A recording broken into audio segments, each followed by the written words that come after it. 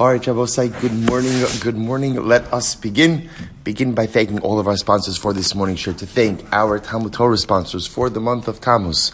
Rabbi Naftali Tilson of Yahrzeit for dedicating over Shumer Drashos this month in the commemoration of the Yahrzeit of his parents, Rabbi Yona ben Avraham Leyb and Rivka bas Ya'akov Zichronon Brocha.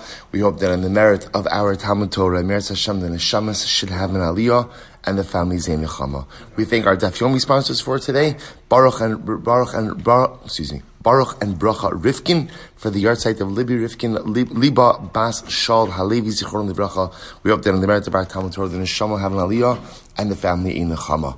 And we thank our Daf Yomi sponsors for today, Ira and Miriam Grossman from Eretz Yisrael now, Baruch Hashem, for dedicating the shir and the schus that HaKadosh Baruch Hu will bestow shalom upon all of Am Yisrael and all of Eretz Yisrael. In Eretz Hashem. We will say with that, let us begin. So today's daf is Nun Hey 55, and we are picking up in Eretz Hashem on Nun Daled Amud Beis 54b. We left off just a few lines up from the bottom, 3 lines up from the bottom. So we'll say, remember again, just to reorient ourselves a little bit, we were focused on the machlokes between Abaye and Rava. Now remember again, the Mishnah was speaking about a situation of Kohanim who go ahead and make a carbon pigul.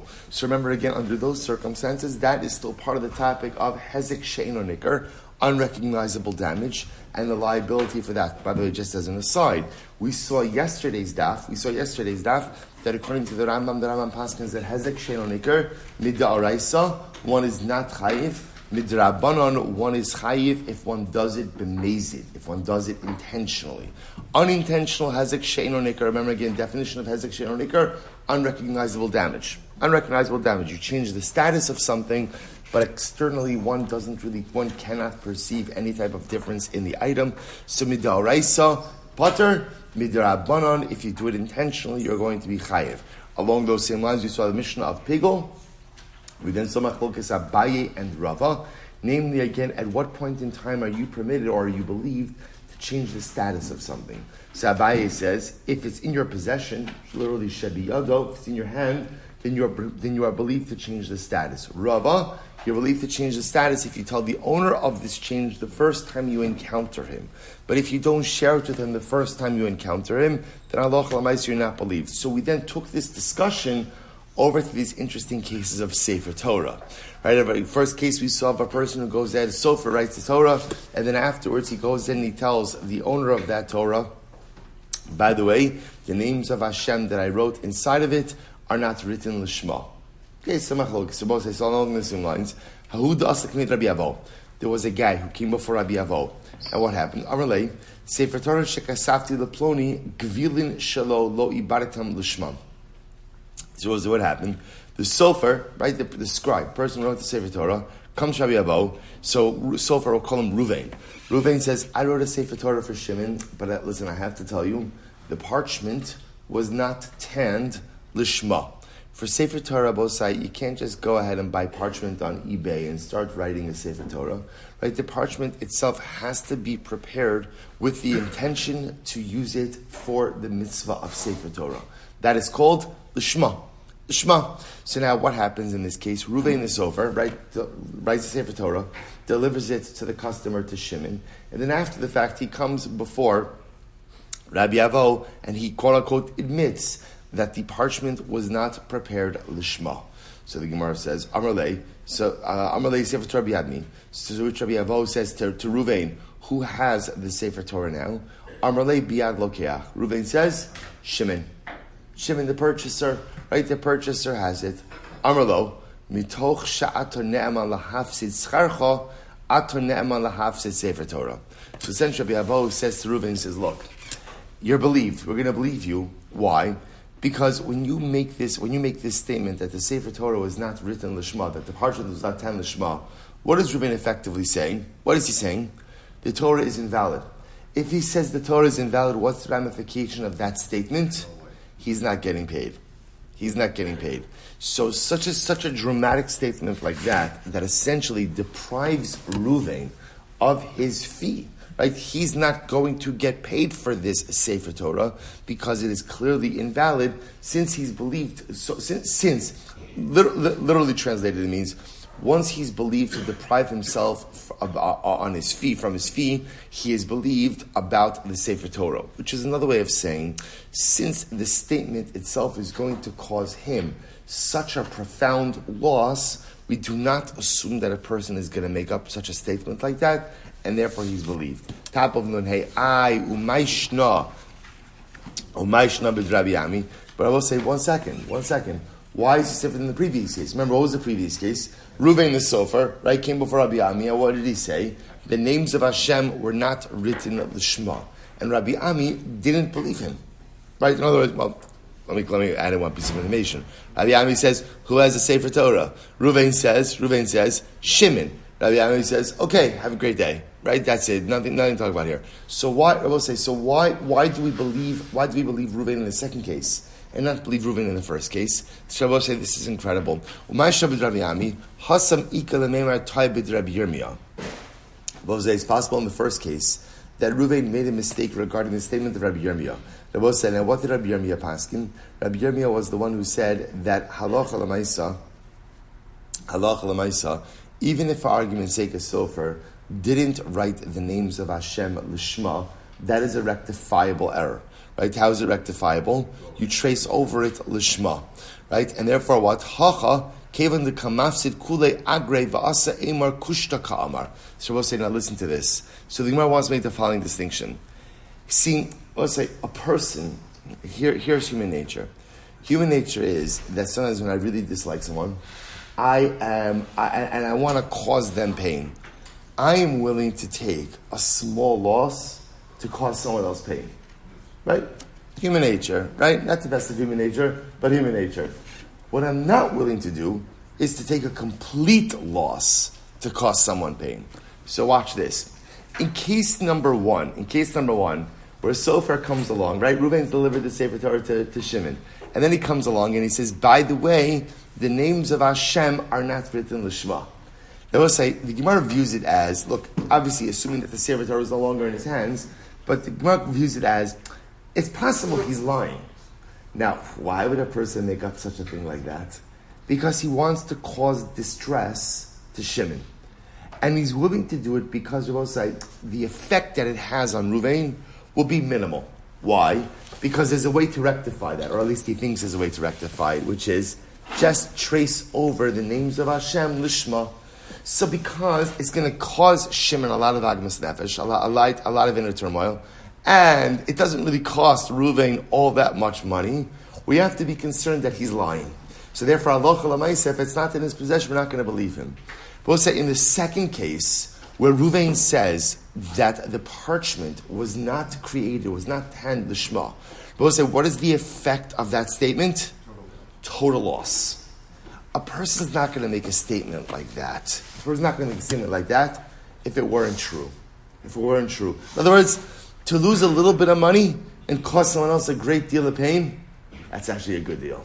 That's a good deal. I'll take that deal, right? Unfortunately, some spiteful people will in fact take that deal.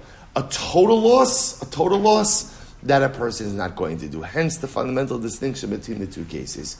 So therefore, halacha l'maaseh, that's the distinction between the two cases. I will tell you. So first of all, let's go back. So that closes out the sugya of hezek she'eino nicker. So remember again, yesterday we already saw the halacha l'maaseh in that sugya. So once again, we paskin hezek she'eino nicker, unrecognizable damage that you visit upon someone else. We paskin mid'oraisa, pater, midrabanan, if done intentionally, chayiv, b'shogeg pater. Along those same lines, again, the Rambam paskins based on the Mishnah, if a Kohen intentionally makes a carbon pigel, ultimately again he's going to be chayiv. He's going to be chayiv. Hakarim shepiglu es hazevach b'mezid. This is the Rambam Hilchos Chovel Amazik Perek Zayin Halacha Zayin. If a Kohen makes a carbon pigel intentionally, ultimately again he's going to be chayiv b'shogeg pater. Very important halacha. B'shogeg, if he does it unintentionally, he's going to be pater. Rabbi say, let me show you one other piece of halacha, then we're going to go on. What about the Sefer Torah case? Because Rabbi say, this is a fascinating idea in general. If a sofer comes along and says, after the fact, I did something wrong in the Sefer, do we listen to him or not? So Rabbi say, so I'm going to quote you out from the Shulchan Aruch. Yaradeya, Siman Reish Pei Aleph. Listen to this. Get ready. Sefer Torah. Shamar Sofer La'achar Shiyatsa Miyado. They will say, now remember, let's go ahead and point something out over here. In general, if you're in possession of an item, if you're in possession, you are believed to qualify the status of that item. Right? So if a Sofer wrote a Sefer Torah, and he has it in his hands, and he says, it's not good, so we believe him. Why? Because again, he has the item. The question really comes up where Sefer Torah wrote the Sefer, gave it to the purchaser. Right? So Reuven was a Sofer, gave it to Shimon, and now the Sofer is coming forward with additional information. What do we do with this? So we'll say, now listen to this. Sefer Torah Shamar HaSofer La'achar Sheyatzim Yado. Lo kasavti ha'askaros lishman. So we'll say, Sofer goes ahead, Reuven delivers Sefer Torah to Shimon. After Shimon has it, Reuven says, I didn't write the names of Hashem lishma. I didn't write the names of God with proper intention. Eino ne'eman lepaslo. Ultimately, again, he is not believed.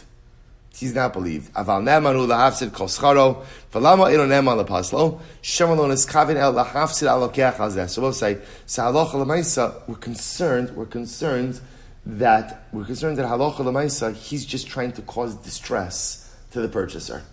He's trying to cause distress to the purchaser. And ultimately, again, why is he willing to do this? Because halacha l'maisa says, I'm not going to cost him all that much. Because he thinks he's only going to lose the cost, so to speak, associated with writing the names of Hashem. However, if he makes the claim, after delivering it to Shimon, the parchment was not tanned lishma, was not tanned for the sake of Sefer Torah, then ultimately, again, mitoch sheneman lahafsid scharo, ne'eman lapaslo. It will say in that type of situation where his statement will result in a total loss, then halacha l'maisa, he is indeed believed to say that the Sefer Torah would be possible. So I will say, interestingly enough, the Shulchan Aruch actually adopts the ending conclusion of this Gemara itself. Beautiful. Mishnah. Hey, Rabbi Yochanan ben Gudguda. So Rabbi Yochanan ben Gudguda gave the following testimony. Al chareshes she'esiya avia sheyotze beget. We'll say this is an interesting case. Chareshes is a girl who is a deaf mute. And I will say, now understand something fascinating, which is a father has the ability to betroth his minor daughter, right? That is, and remember, he has the ability to effect on her behalf, biblical marriage. Okay, so now watch this. Rabbi Yochanan ben Gudguda says that a father has the ability to, first of all, marry off his chareshes daughter. Take a look at Rashi. She'esiavia Rabusa nakata avagav de kabel avia kiddushin dida kishikitana v'havile eishes ishkimura afilu hachi yotze begeto mekabelas eskita v'afagav deles beidaita. Supposed to now listen to this. Here's the novelty in this. Now a father could go ahead and betroth or marry off his chareshes daughter. Now we'll say minor daughter. Why could he do that?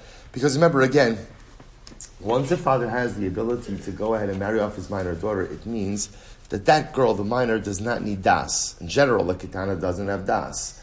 So you see that das is not a prerequisite for a father betrothing his daughter. It doesn't want to say father betrothing his daughter.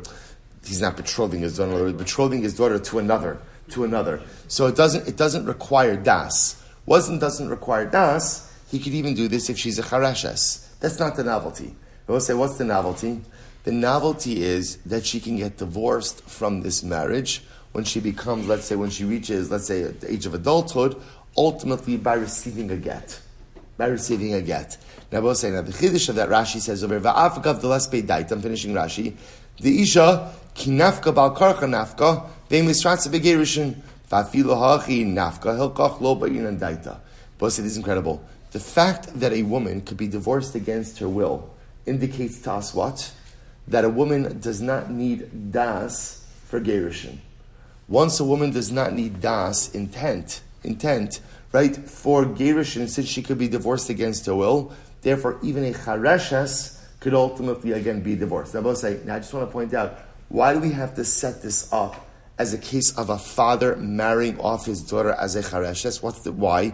Because also remember again, although divorce doesn't need das of the woman, what does need das? Kiddushin. Right? You can't get married without das. The only case of marriage that could occur without das, without specific intent, or really without capacity, is a father marrying off his minor daughter.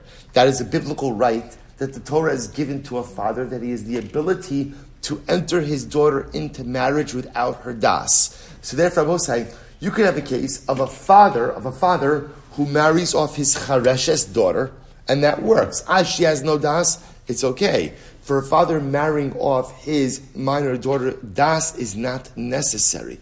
The chiddush is that she could get divorced with a get. She doesn't have das, it's okay. Divorce doesn't require das. Why not? V'haraya, since a husband has the ability to divorce his wife against her will, therefore you see from here that divorce doesn't require das. Therefore, even a chareshes can get divorced. Incredible. So the Gemara says, next, V'al ketana bas Yisrael, sheniseis lakoin, shochal b'shuma. I will say next case, a ketana. And I will say, now this is talking about a case of also a minor girl who is married off, but in this case, I will say, remember again, she is married off by her mother or brother. Remember again, in the event that the father died, so there's no longer a father in the picture, Chazal made a specific rabbinic right that the mother or the brother have the ability to marry off the minor daughter as well. This was done for the benefit of the daughter, that she would enjoy the financial security of marriage. If they marry her off to a Kohen, she has the ability to eat truma. Eat truma. And I will say, Rashi points out, what type of truma? Truma d'Rabbanan. Remember again, since she's in a rabbinic marriage, she only has the ability to consume rabbinic truma. Next, the mesa, and if this girl dies, this minor girl dies in this rabbinic marriage, baila yarsha, her husband inherits her.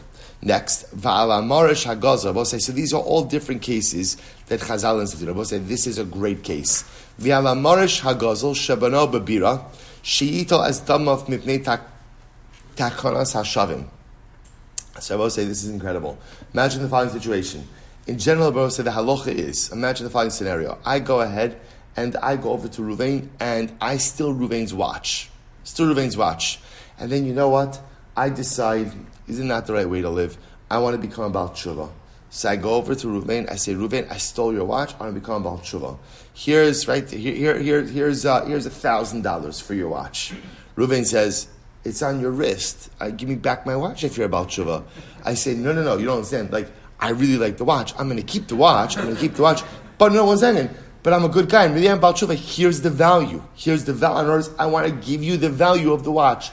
I will say that does not work. In general, if you steal something and the item is in existence, you are obligated to return the item. I will say there is an exception to this rule. Listen to this case. In this case, Ruvain stole a beam. He stole a beam, a massive beam, a support beam. I will say this was in his Ganav days. And then what did he do? He built it into his home. He built a beautiful new home. And the beam, what do they call it? The architecture, where the exposed beams? Is that what it's called? All right, whatever.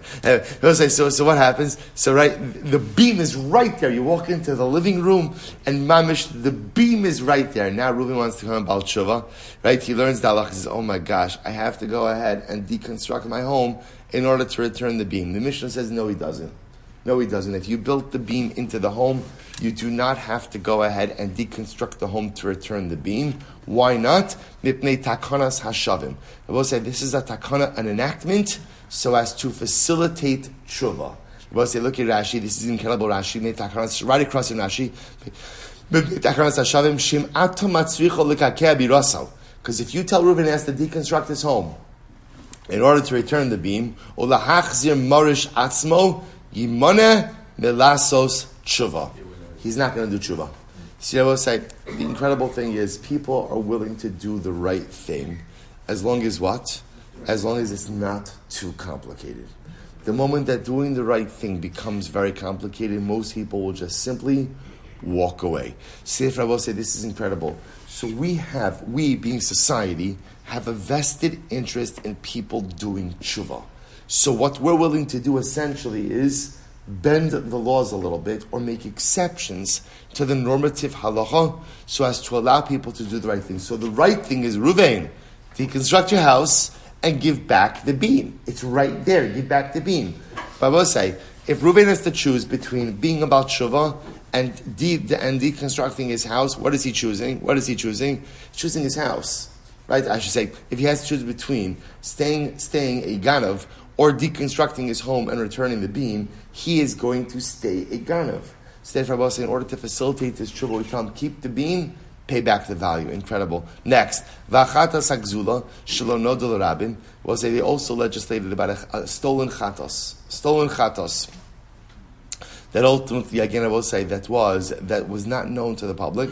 Shimecha Paris. I will say this is incredible. What this sounds like it's saying is, if you bring a stolen chatos, as long as its identity is as a stolen chatos is not known to the general public, ultimately, again, it atones.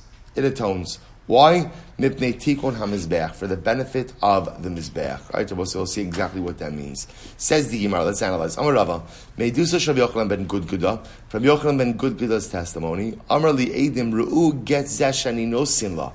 Well, so listen to the following case. Right? Reuven is married to Rachel. He's going to divorce her. Reuven goes over to two witnesses and he says, "You see this get that I'm holding in my hand? I'm going to go ahead and divorce my wife with this get." Okay. Then Reuven goes over to Rachel, and he says, "V'chazer v'amerla kinsi shtar chovzeh." So we'll say this is interesting. Now what happens? Now Reuven goes over to Rachel, and he says, "Rachel, here, take this document. Take this loan document." So he tells Rachel it's a loan document, right? So we'll say, ultimately, again, she's divorced. Now what's the logic of this? Milo amrav Yochanan ben Gudguda lo ba'inan daita. Hachanami lo ba'inan daita. Why is it obvious? Because Gerish in divorce doesn't need das. Remember, what did Rabbi Yochanan ben Gudguda say in the Mishnah? That when the father married off his Charesha's daughter, that she has the ability to get divorced through receiving a get. She doesn't have das. It's okay. Gerish in divorce does not need intent. Right, does not need mental capacity because she could be divorced against her will. So in this case over here, Reuven takes a get, goes over to witnesses, says, "Witnesses, here I'm about to divorce my wife Rachel. Here's the get." He goes over to Rachel. He says, "Rachel, this is a loan for you, right? Or a loan to you, or a loan document for you." She takes it. Poof, they're divorced. To which the Gemara says, "Pshita." So I don't understand. Like, okay, it's kind of obvious, right? Rachel doesn't need intent, capacity, or even knowledge in order to be able to get divorced. So what's the chiddush over here? To which the Gemara says, no. Ma'odetema, kevan da amar kinsi shtar chovzeh batule batle. See, I will say this is a little bit different, because we'll say there's a difference between not having specific intent or das in the context of a divorce process versus husband telling wife that the document he's giving her is something totally other than a get. Right? I might have thought that in this case, where he says to her, acquire this loan document, that's what? Batule batle. Maybe he's changing his mind. And even though he told the witnesses this is a get, and obviously it is actually a get, then maybe he's actually changing his mind. Kamash no im isa de batle li'edim hava amar lahu. So I'll say, if he really wanted to change his mind, who would he have said something to? He would have said something to the witnesses. He would have said to the witnesses, "I know I told you guys I'm giving my wife a get. I changed my mind." So why does he tell her? Why does he tell her that it's a loan document? He's embarrassed. Or maybe he's just a wimp, right? In other words, he's not embarrassed. He's probably scared, right? So I'll say, so that's the chiddush over here. The chiddush will say in this case is something very interesting that we already knew that in order for a woman to be divorced, she can be divorced against her will. If she can be divorced against her will, then Lamaisa means she does not require das. The chiddush in this case, I will say over here, is active misrepresentation.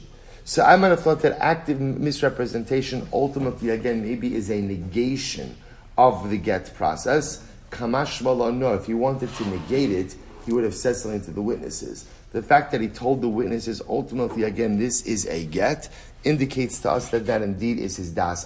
So why does he tell her that it's a loan document? He's afraid, he's embarrassed. Good. He says, let's go back to so we'll say, remember again, next case of Rabbi Yochanan ben Gudguda was that halacha by seketana bas Yisrael, which we also remember again as the case, of a mother or a brother who is marrying off this girl, rabbinic marriage, they marry her off to a Kohen, halacha l'maisa, she is permitted to go ahead and eat truma midrabanan.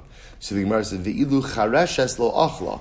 Rabbi say now what we can infer from this is that a chareshes, right, a chareshes, ultimately Rabbi say now this is talking about a case of a chareshes who marries a Kohen on her own, right? That a chareshes would not be permitted to eat truma if she married a Kohen.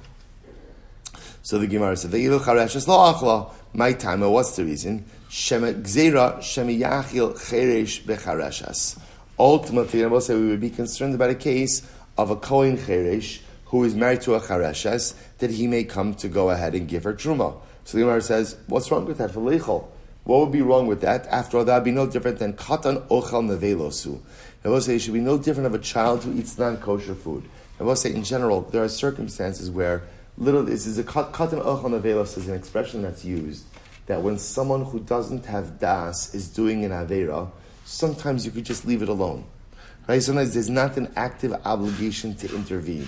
So if a Kohen who is a cheresh is married to a chareshes and he's giving her truma, what's the big deal? What's the big deal? In other words, neither of them have capacity. So the mice, again, it's no different than a child who's eating something non-kosher, which under certain circumstances, sometimes you don't have to intervene. To which the Gemara says, you're right, Gzeira shemiyachil cheresh bepikachos. So we'll say, what we're concerned about is, if you have a Kohen who is a cheresh, married to a woman who is a bikachas, all right, a normal, typical woman, that ultimately, again, he may give her truma. And I will say, now, that's problematic. Why would that be problematic? Because halacha l'maisa, since she is a fully normal woman, if she eats truma, even though she's not really married midoraisa to the Kohen, that's a real problem. I v'lecho b'truma d'rabanan, but let her eat truma d'rabanan, let her eat rabbinic truma. Those are both say, because remember, again, you can affect rabbinic marriage with a cheresh, so let her eat truma midrabanan. To which the Gemara says, "Gzeira shema asi lecho b'truma d'oraisa." So we'll say that's what comes down from essentially from this case that Saul will say. So let's just trace the steps over here. So what the Mishnah told me was that halacha l'maisa, when a brother or a mother marry off their daughter's sister, right? Which you could do, and that creates rabbinic marriage. Let's say they married her off to a Kohen, she could eat truma.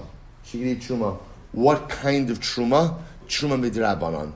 So we'll say, essentially what the Mishnah is teaching, Rabbi Yochanan is teaching me is that when you have a rabbinic marriage, so rabbinic marriage to a Kohen allows you to eat rabbinic truma.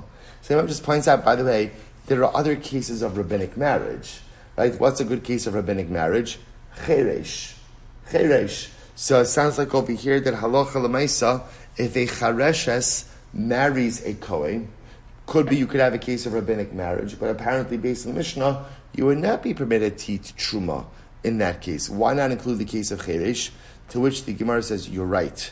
The case of cheresh, we're a little bit scared.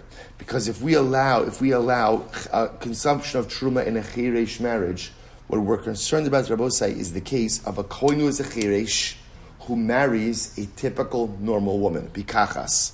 It could be that there could be marriage to Rabbanon, and what we're concerned about in that case is that if we allow for truma consumption, so husband cheresh may come to give his wife truma d'oraisa. Rabbi said, now what happens if she consumes truma d'oraisa? Very severe penalty, right? Why? Because now she is a zar, a non-Kohen, and a woman who's not really married to a Kohen, she's only married midrabanan, consuming truma d'oraisa. That is a very severe penalty. Therefore, what we do is we legislate that in any case of marriage with a cheresh, there is no consumption of truma, even truma midrabanan. Incredible. I'll say next case. Thief wants to become Baal Tshuva, but the beam that he stole, he built into a home. So we do not force him to return the stolen item, but rather, again, we just allow him to pay the value. To which the Gemara says, Tanabanan, Gazel Marish Ubna Bavira. If Ruvain is a thief, he steals a beam and he builds it into his home. Beis Shammai Omrim Mekakea Kol Abira Kula Umachzir. Beis Shammai says, if you want to be a Baal Tshuva, deconstruct your home and give back the beam. So Umachzir Marshal Bailov. Beisila Omrim Eino ela d'mei marish bilvad. Beis Hillel says, no, we do not make him deconstruct the home. Rather, we just go ahead and make him pay back the value of the beam, and that is enough. Why? Mipnei takanas hashavin. Ultimately, again, for the benefit, literally, again, to enable, to facilitate, and to encourage people to do tshuva. So we'll say, this is it's a fantastic machlokes, and if you think about it, really what their machlokes about, we'll say, what are they arguing about? They're arguing about what is the definition of a Baal Tshuva. So Beis Shammai says, a Baal Tshuva is someone who eradicates all vestiges of his past life. If you want to be a Baal Tshuva means doing a 180. Anything that was negative in your life, you have to expunge, right? You have to get rid of. And if there's any remnant of your former sinful past, you're not a Baal Tshuva. So therefore, Beis Shammai says, Reuven, you stole the beam, you built it into your living room, right? And you love it because it's the exposed rafters in your living room. So now what happens? Beis Shammai says, every single time you walk into your house, what do you see? The beam that you saw. You're not a Baal Tshuva. You're still tethered. You're still connected to your past. And if you're connected to your past in some way, you paid the value, you are not a Baal Tshuva. Beis Hillel says, so we'll say, Beis Hillel is really saying two things. Number one, I was saying, who says that we have to adopt such a purist model to tshuva? Many times in life, even when I want to turn my life around, it's virtually impossible to eliminate all vestiges of my past. There's always some residual. There's always something left. And often there's always something I can't fully disassociate or just disconnect myself from. So essentially what Beis Hillel says is, do not allow the perfect to be the enemy of the good. At the end of the day, it is better to be even a partial Baal Tshuva than no Baal Tshuva at all. So if it's a choice ultimately between becoming a Baal Tshuva who is somewhat tethered to his past versus just remaining a Ganav, then ultimately, again, be a partial Baal Tshuva. Better to affect some component or some element or some part of the process of change than not to affect change at all. Because it's such a profound... And again, I want to point out, this in general is the machlokes Beis Shammai Beis Hillel. Beis Shammai is always the purist. Beis Shammai, which is why I was saying, in the Messianic era, in Moshe Mashiach, we will paskin like Beis Shammai. Because in the Messianic era, we have the ability to live up to the standards of the purist. But in the non-Messianic world, you just got to go for good. Great is often not attainable, but really good is very attainable. Beis Shammai is describing the ideal process of tshuva. And Beis Hillel essentially says, I'm with you. But if that's the standard, if that's the gold standard of tshuva, most people won't measure up, and therefore society will have many fewer Baalei Tshuva. So much better to have imperfect Baalei Tshuva than no Baalei Tshuva at all. Let's say in general, this yisod is one of the things that holds us back from accomplishing so many things. I will say, how many times in life do we want to do something? And we say to ourselves, well, you know what? If I can't do it perfectly, I'm not going to do it. And I would say that stems from a good place. That stems from the Beis Shammai aspect of our persona. There's a beauty to that. The problem is we lose out on the accomplishment of so much good if we're only willing to settle for great. And I would say, so again, the goal is that, we know this from our own lives, so many things that can accomplish. It's not going to be perfect, you're right. There's nothing in life that's perfect. Only HaKadosh Baruch Hu is perfect. Nothing else in this world is perfect. But if you can do something really good, even if it's not going to be great, and even if it's not going to be perfect, go for it. And we'll say, you see from here also how much society values tshuva.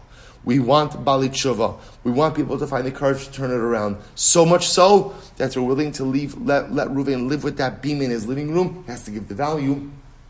But society has a vested interest of people doing tshuva. Weiter. V'achatas hagzula. We'll say about a stolen chatos. Remember again, so the Mishnah said that you're permitted to go ahead and offer up a stolen chatos. So this would be a case of the chatas is stolen. No, Mishnah said no one knows about it. The rabbim don't know about it. That it's mechaper. Amar Ula. Dvar Torah, bein noda, bein lo noda, in mechaperes. Ula said, really, midaraisa, whether people know about the chatas that it's don't know about it, it's not mechaper. My timer, yeyosh kidei lo kani. I will say yeyosh by itself is not going to. I will say, what's the case over here? The case over here is Ruvain steals a sheep from Shimon. And then what happens? Ruvain decides, what I'm going to do with this sheep? I'm going to give it as a chatos. I'm going to be makdish it as a chatos. Right? And he offers it up. So now Ula says, whether people know about the stolen sheep, don't know about the stolen sheep, it's not mechaper. It doesn't affect atonement. Why? Because Rabbi say yeyosh by itself, without a transfer of ownership, without a transfer of domain, doesn't affect ownership. So Rabbi say when Reuben steals the sheep, let's say Shimon says, what, I'm never going to get it back. So Shimon has yeyosh. He relink right. What does yeyosh mean? Literally, yeyosh means despair. In a halachic sense, what it means is you give up hope of ever recovering the item, thereby relinquishing your ownership rights. So now Reuven has the animal that has undergone yeyosh, but there hasn't been a transfer of domain. So Ula holds that yeyosh by itself, without what we call a shinoi rishus, without a change of domain, does not affect ownership. Because of that, when Reuven is makdish, when Reuven consecrates the animal doesn't become consecrated because it's not really Reuven's to consecrate. Right? So why did Chazal say that if no one knows about the theft, that ultimately again is mechaper? So Kohanim shouldn't be sad. I was thinking, let me just play this out for just a second. Reuven steals the sheep from Shimon. Now I will say what happens, some time goes by, Shimon doesn't, right, he posted all of his signs on the telephone poles, have you seen this sheep? Right, puts a beautiful picture of him and the sheep at one of the family simchas, right, it's all there, I will say, so what happens? Now, what happens, some time goes by, Shimon doesn't get back the sheep. What does Shimon experience? Yeyosh. So I will say, so now what's the problem? So now Reuven has the sheep still. So now the sheep has undergone yeyosh. But I will say, remember, here's the issue. There's been no shinoi rishus, no change of domain. So therefore, yeyosh by itself, without a change of domain, does not affect ownership. So now Reuven doesn't really own the sheep. What does Reuven do? He's makdish it. They will say, what does that hekdish do? What does that hekdish do? Nothing. Why does it do nothing? You can only be makdish something you own. So they will say, but Reuven thinks it did do something, and he was makdish as a chatos. He brings it to the Beis Hamikdash. That gives it to the kohen. The kohen shechts it. The kohen needs to say, what does the kohen effectively consumed? What has he consumed? Chulin ba'azara. Because remember, they've effectively slaughtered a non-carbonic animal in the Beis Hamikdash, which is a very serious transgression. Now I will say, you can't operate this way, because otherwise the Kohanim, so therefore Chazal stepped in and said, no, it is a good carbon. As long as people don't know that it's stolen, we assume again that we essentially make it a valid carbon. They both say, why did Chazal do this? In order that the Kohanim shouldn't be sad. What's the reason the Kohanim shouldn't be sad? So they both say, Kohanim are not going to want to offer up karbanos if there is this concern of stolen livestock sanctified as karbanos. And then Kohanim are never going to know, is it a valid carbon, not a valid carbon? So in order that, quote unquote, the Kohanim shouldn't be sad, I want to say Kohanim are very sensitive. It's not a joke. Remember again, Kohanim, what are Kohanim known for? Kohanim ragzonim ninu. Kohanim are angry. I will say, anger is passion. Right? The other side of anger, right? The other side of that passion is sensitivity. So Kohanim are very sensitive, very angry, very sensitive. It's like the worst mixture ever, right? Right? Very angry and very sensitive. But it's the two sides of the same coin. So we'll say, because they have this sensitivity, we won't, if a Kohen knows, so we'll say, can you imagine you're a Kohen, some guy walks off the street, right? Come on, so what happens? What does the Kohen do? It's called carbonic profiling. So we'll say, what happens? Yeah, that guy looks like a ganav. He has that ganav look to him. It's not like, should I offer it, shouldn't I offer it? Did he steal it, did he not steal it? So Chazal realized you can't operate this way. So instead, what did they do? They said, as long as no one knows that this is a stolen animal, it works. That's Ula. Amali Rabbanan Ula. So the Rabbanan said to Ula, "V'hanan betikun hamizbeach tanan." It was what the Mishnah said. The Mishnah said that Chazal allowed this carbon to be offered tikun hamizbeach for the benefit of the altar, right? Mizbeach, not the benefit of the kohanim. Amar lohem kevan the kohanim atzaven nimsa mizbeach batal. No, because we'll say if the kohanim are sad, what's the effect of kohanic sadness? The effect of kohanic sadness. Ultimately, nothing gets offered up on the Mizbeach. So that's what it means, we'll say. So in order that the Kohanim don't have to start profiling every single person that comes. And we'll say, the effect of that profiling is, they're just not going to offer up karbanos because it's too much risk. We'll say, offering up chulin ba'azara is a very serious transgression.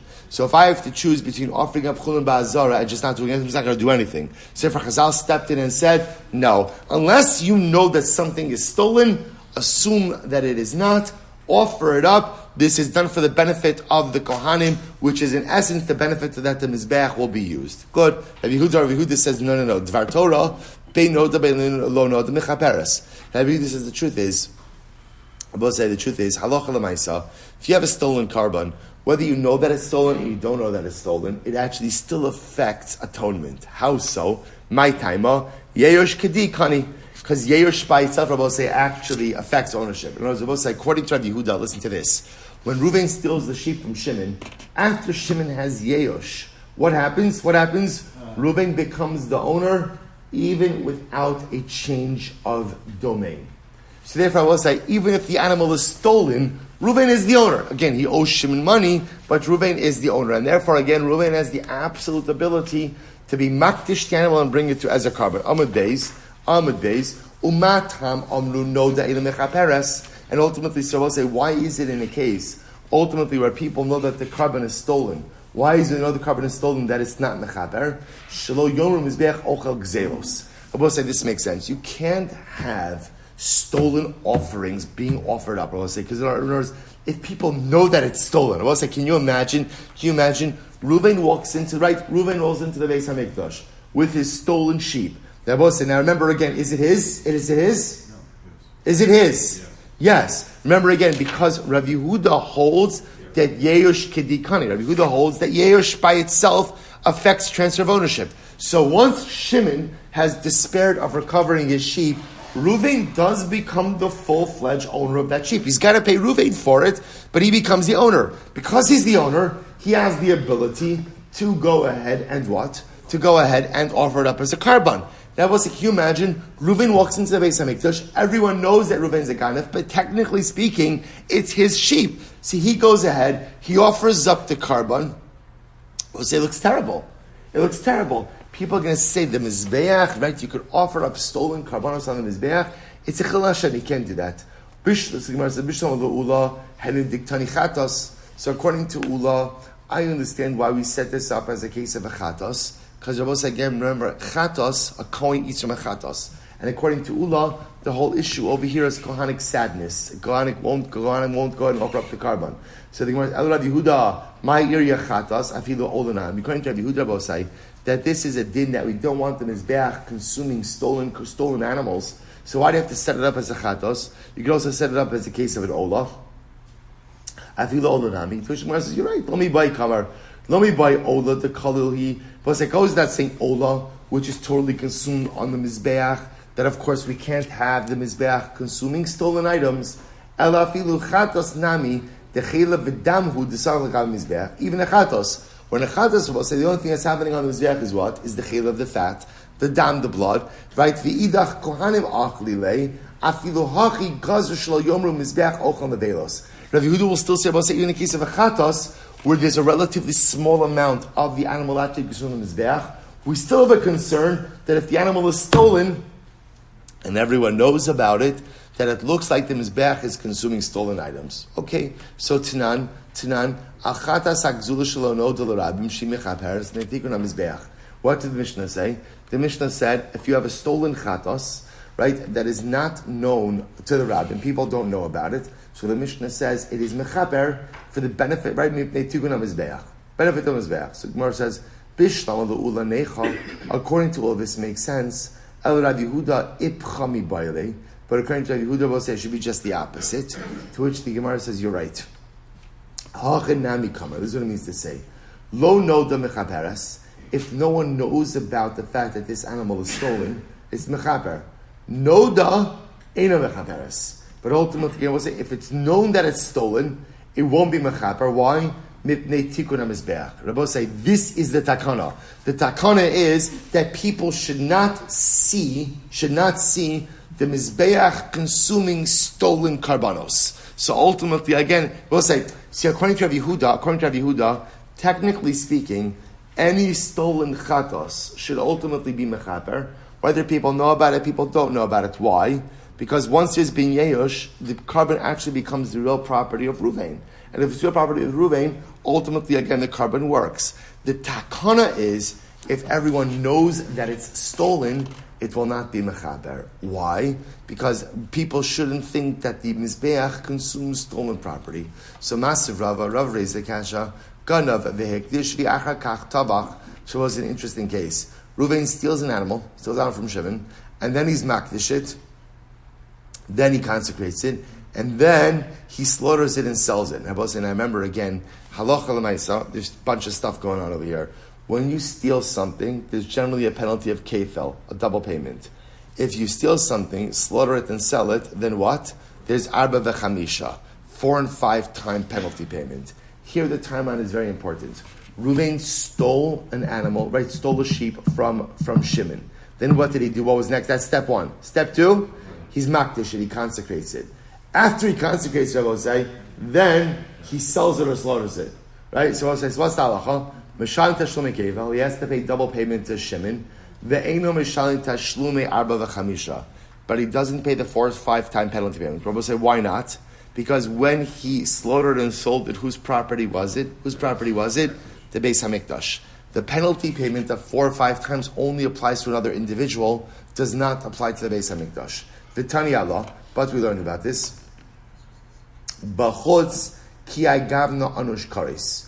We'll say, if you did this outside of the Beis HaMikdash, b'chutz, right? Rashi says, ishachat b'chutz, if you shechted this animal outside of the Beis HaMikdash, right? Ultimately, again, you're chayiv karis. So we'll say, so now watch this, you're chayiv karis. Now, amrit yeyosh kedei lokani. So we'll say, if you hold that halacha l'maisa, yeyosh by itself, ultimately, again, is not kona, that means Ruvain was not really the owner of this sheep. So why would there be a chayiv karis? We'll say, now if he wasn't the owner, then what? Then his hekdish was invalid. If his hekdish was invalid, so we'll say, if his hekdish was invalid, then he didn't shecht a sacrificial animal outside of the Beis HaMikdash. If he didn't shecht, right, because if he didn't own it, he can't be makdish it. So we'll say, I see some blank faces, let me go back. Ruvain stole an animal from Shimon, stole a sheep. We'll say, step 1. Step 2, he was makdish it. Step 3, he slaughtered and sold it. So now, what did the Gemara say? He's chayiv kefel, he's chayiv double payment. That's from the act of theft from Shimon. But I will say, but he is not chayiv arba v'chamisha. He's not chayiv the 4 or 5 time penalty payment. Why? Because that's a knas. You don't pay a knas to the Beis HaMikdash. Fine.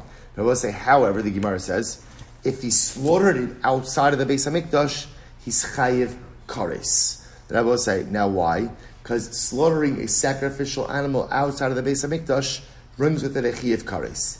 Now says the Gemara, now watch this. Now this makes sense. Now I will say, if you hold that Yehush by itself does not affect ownership, then what? Then ultimately, why would he be chayiv kares? So kares ma'avidite, because we'll say, if Yehush by itself doesn't affect ownership, that means that what?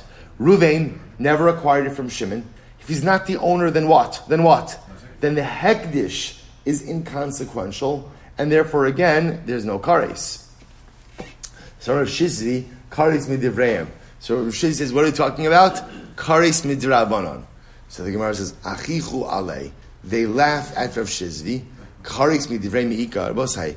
Kares midrabanan. What does it mean kares midrabanan? You don't get invited to Kiddush on Shabbos after davening? What does that mean? Kiddush midrabanan, right? Kares midrabanan. So what does that mean? So mi'ika amruluhu Rava. What says this? Rava said, Kavra Rabba Amr Milsa. First of all, Rava says, number 1, when a great person says something, don't laugh. So I say, in general, that's just good etiquette. Right? That's just good etiquette. A good person says something, don't laugh.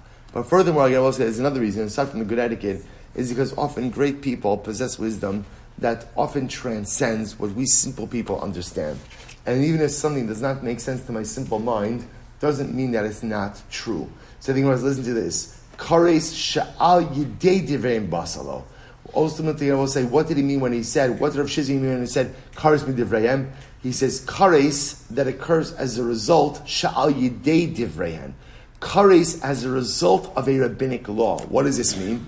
Ukmua rabbanon birshusei ki hechid lechayev Allah. I will say, what did Chazal do? Sometimes Chazal put something in your possession in order that you should become biblically liable. In other words, I will say, even if you hold that halacha l'maisa, that yeyosh kedei lo kani, that yeyosh by itself does not affect transfer of ownership. What Chazal did was, for liability purposes, they made it as if it was yours. Now that they made it as if it was yours, when you are makdish it, it's a proper hekdish, and not only that, but what? But halacha l'maisa, now when you shecht, and now when you makdish it, it's you, right? Proper hekdish, and now when you shechted it outside of the Beis HaMikdash, that is shchutei chutz. And therefore there will be actual kares for that. But I will say, but the kares occurred because of a rabbinic law. What's the rabbinic law? The rabbis put something in your possession that really biblically was not yours. Yeyosh by itself does not normally affect ownership, but Chazal made it as if it did, therefore it's yours, therefore the hektish works, and therefore when you go ahead and you shecht it outside, it's shchutei chutz. Incredible.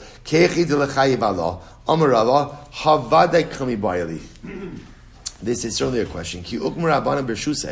When Chazal put this animal in your rishus, mishas geneva or mishas ekdisha, did they put it in your rishus Rabbosai from the time of theft or from the time of that you made it hekdish?